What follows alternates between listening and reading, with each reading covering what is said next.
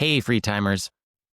What if you could start your business without swiping a credit card or taking on a single loan? In this episode, we'll show you how to use 1 year at your current job to self-fund your transition into entrepreneurship so that you can launch debt-free and ready to grow. Let's get on with the show.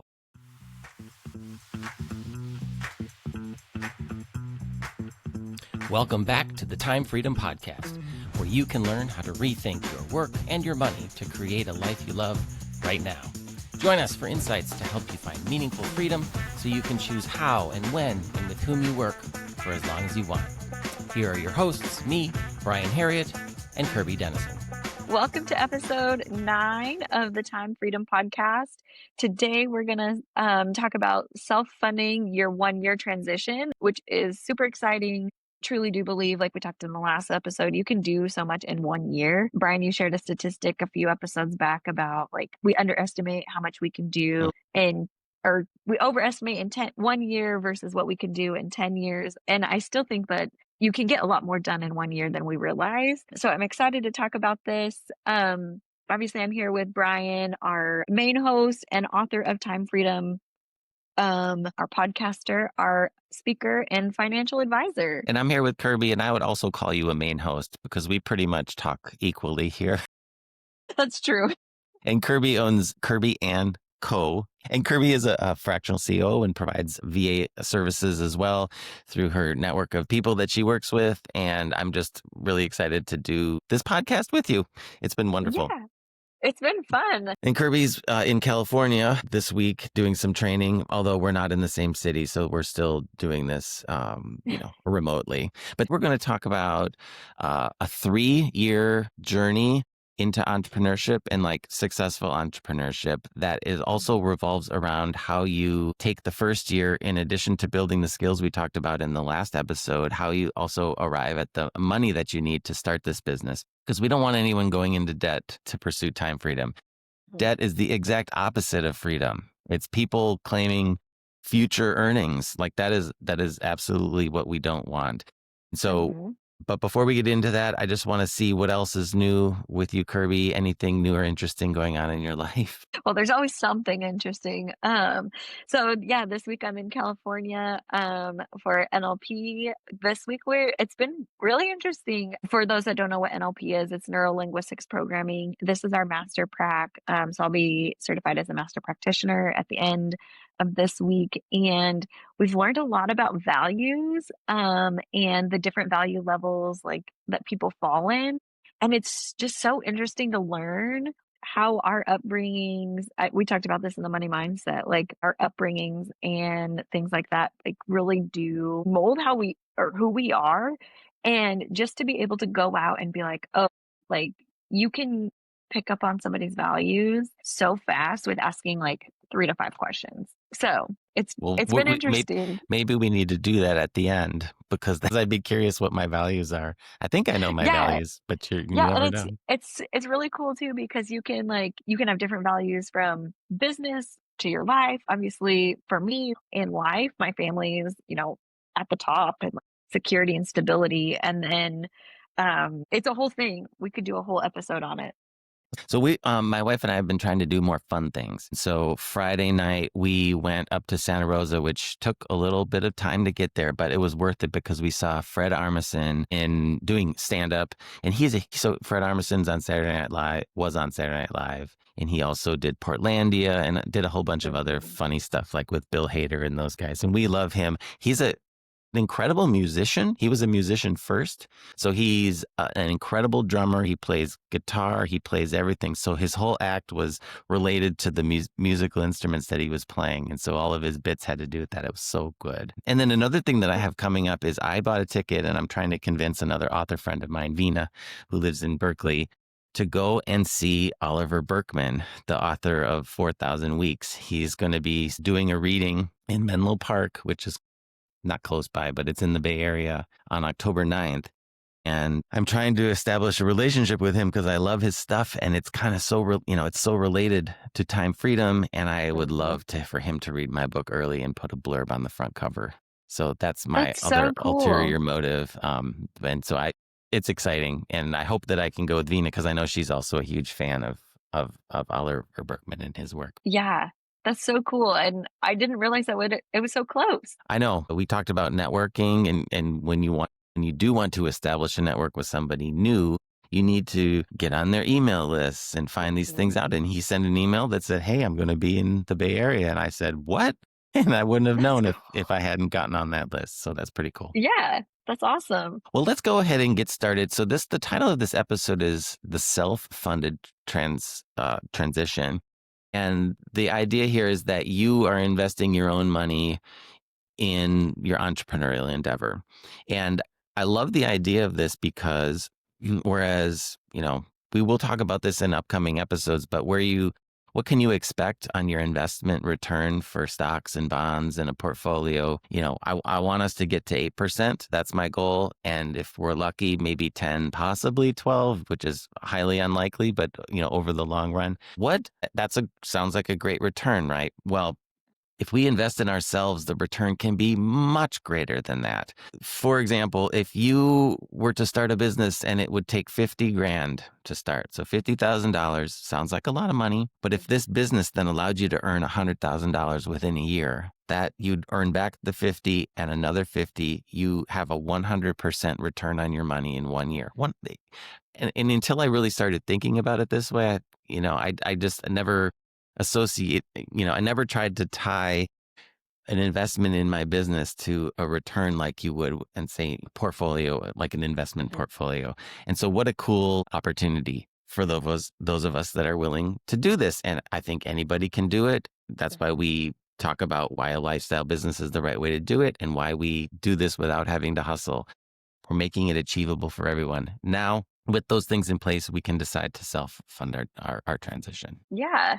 I mean, we've talked about that a lot, and I think even we mentioned it on a previous episode, when you can bet on yourself then and know that that return and honestly, I never thought of it that way either until you and I first started working together and we talked about it. I mean, pretty early in your book process, and I was like, "Oh, that makes so much sense," because there is a stigma around pulling out money and especially if you're gonna use it from a 401k or whatever. I think you even give an example about, yes, there's penalties and blah, blah, blah. But really, at the end of the day, like, if you pulled out even 20,000, like, $2,000 penalty, you could make that in 1 month. Easily. Like, depending on what your offer is, it could be 1 Yes. client. Like, Yes. it's so crazy, and I never thought about that, and because coming from corporate America, it was just save, save, save, save, save. Actually, that reminded me, I'm reading the, AI Driven Leader, and he talks about, like, it kind of became this thing, like, you go to work, whatever, because of the industrial period, and I never realized that, and that's kinda how they that's how schools got started, is to train Yes. you to show up and do all these things, and I'm like, "That's so crazy," like and no wonder we have how many generations of that mentality, and so, just to be able to flip the script and know, like, it's okay. I love it. And so how would this work? I like to describe this 3-year time frame to transitioning into a lifestyle Mhm, business. And so year one is you have not started your business yet.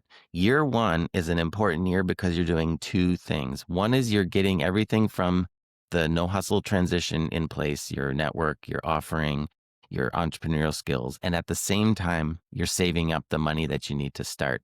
We're going to go much deeper into that in just a moment.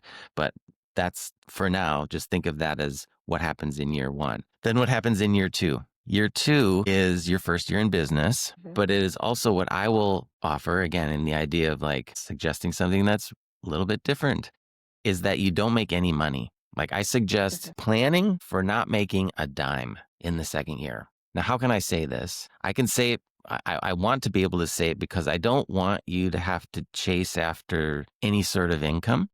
Because if you chase after any sort of income, you might be pursuing something that's outside of that service mhm, offering or some quick way to earn money that's not building the business. But I'm also conservative in my thinking. I'm not a huge risk taker. So, how do you get yourself comfortable that you can make no money in that first year of business? It's because you've saved up enough money to support you during mhm, that year in the year prior. And yes, and then in the third year, which is your second year in business, your goal is to make the amount of money that is your flexible work number. So tying all of these concepts back together from the time freedom formula.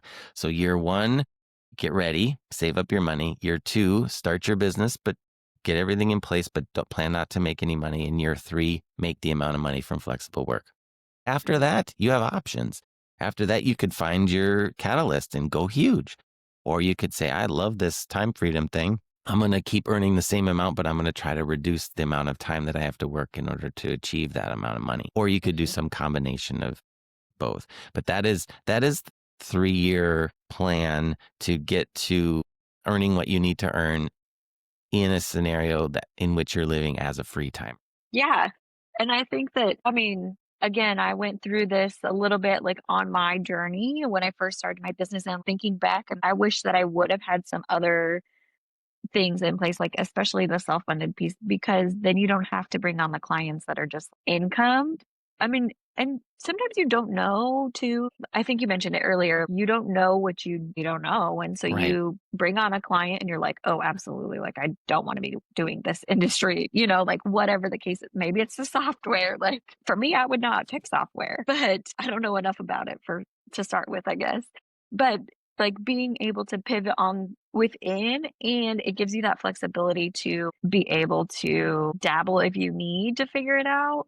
But also in that first year, I would also add doing I mean, yes, you're building the foundation, but you're adding the research to figure out what you really want to be doing. Because I think that that is a changing point where my business coach helped me a ton is like we did a lot of research of trying to figure out like what did I want it to look like? Because I didn't really know. I just knew I wanted to be home with the kids. And so like figuring out was it the consulting work? Is it the whatever coaching? I mean, I think you still have to have some like I stair stepped my way up, obviously. And so being able to figure out like who do you want to work with? Like, do you want to work with just women? Do you want to work with just men? Do you want to work with like just parents or whatever that offering is? So I would add that even in the first year too, as like a little bit of where you want to do or, be. And I think that as part of your business startup expenses, investing in a coach is a Mhm. wonderful decision because of the speed at which you can get to some of these decisions, or you can not spend the money and figure it out on your own. It just may take a little bit longer. So again, another Yeah. reason to self-fund and save that money up Mhm. and know that that's something that you want to spend money on.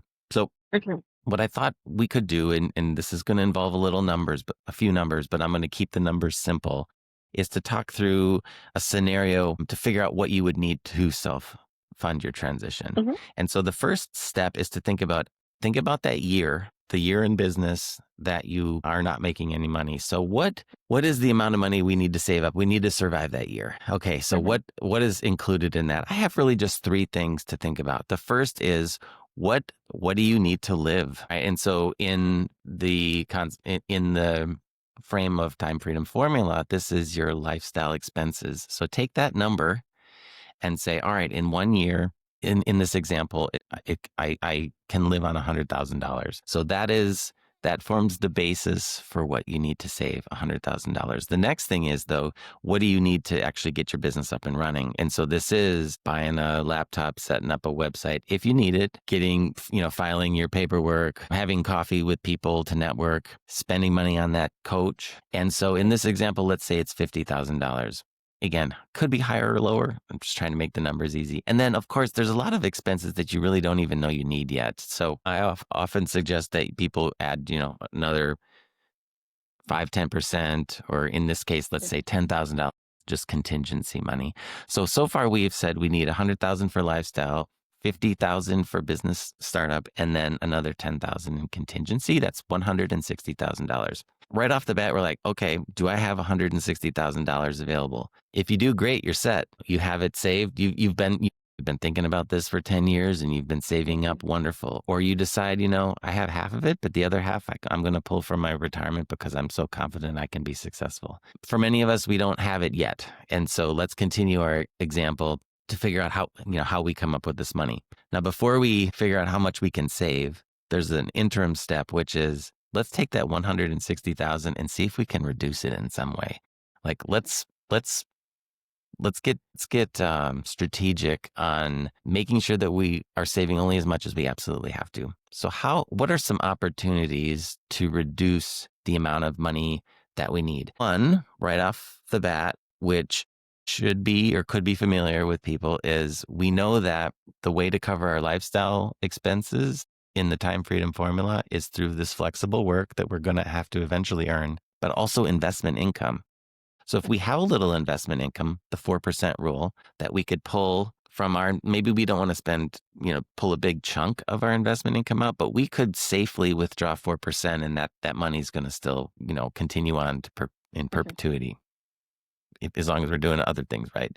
So that's one opportunity. So let's say that we do have some money saved up and we're going to do the 4% rule and we can pull $20,000 out. So great. We've already reduced our 160 down to 140.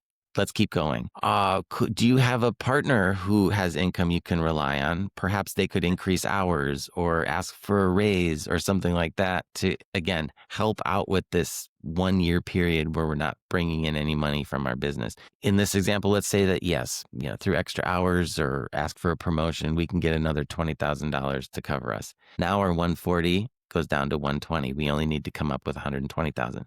Let's also suggest that in this year, we decide to tighten our belts a little bit, meaning, we're going to not take that big trip to Florida. Now, it might be easier than you think, because if you're working hard on your business, maybe that's not the year you're going off to Florida, right? So it Mhm. actually could kind of work. And so maybe that, and plus another few things that you cut to, we're not talking about cutting our expenses forever. It's just a 1 year thing to help us launch this business. Let's say you can cut by another 20,000. So now we're down to $100,000. That's now the amount of money that we need to save up. Not 160, 100. That's a huge difference. And then once you get to that point, our final step is to say, all right, well, how much are we able to, in our current employment, how much can we save per month?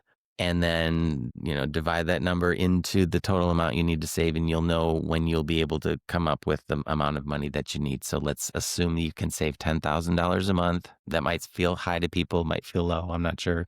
But if you need to save $100,000 and you can save $10,000 a month in 10 months, you will have been able to come up with the amount of money that you need to start your business and Mhm. survive a year without making money. Then if you do make some money, which many people will, that's just icing on the cake. Again, I'm just trying to help people be successful by thinking about the worst possible case, and then hopefully it gets better from there. Yeah, and I think that not having that pressure, again, going back to like you're not bringing on clients to bring on clients, because how many people do you see? They're like, they just put their head down, they're bringing on clients for whatever reason. They're hugely successful in a great way, but then they're like, how did I get here? And this is not the business I dreamed of. And so then they're starting all over again, or, whatever. Really putting that thought into the front end. And I mean, every situation is different, so it'll be various on that. Okay, so Brian, tell us one thing that we can kind of help bridge that gap of like not building the business that we don't love and being able to prepare ourselves for the 1 year transition. Think it helps. Let's go back to what we started with. Think about investing in your business as a different way of investing. And Mhm, it's not a way of investing that can earn you 50, 100, 200% growth. If you mhm. realize that that's what you're pursuing, it makes the investment all the more worth it. And the effort that it takes to save up to get there, worth it as well. Yes. It is. It's so worth it. I think we can both attest to that. Absolutely. So next week we are going to talk about something that I love. I'm very passionate about. And for me, it started as something called summers off. I just wanted to work in a way that gave me summers off. But not everybody loves summer as much as I do. Some want to ski over the winter. I translated that into a concept called seasonal schedules, which is back to your Mhm. point about not having to work year round, 40 hours a week, 2,000 hours a year to, meet the needs of the industrial revolution. With knowledge work these days, we can work much more flexibly. We can come in and out of work and do this according to this concept of seasonal schedules, which I can't wait to tell you all about. I'm excited to learn more. And don't forget to like and subscribe for the podcast and leave us an honest review. And we'll see you next week.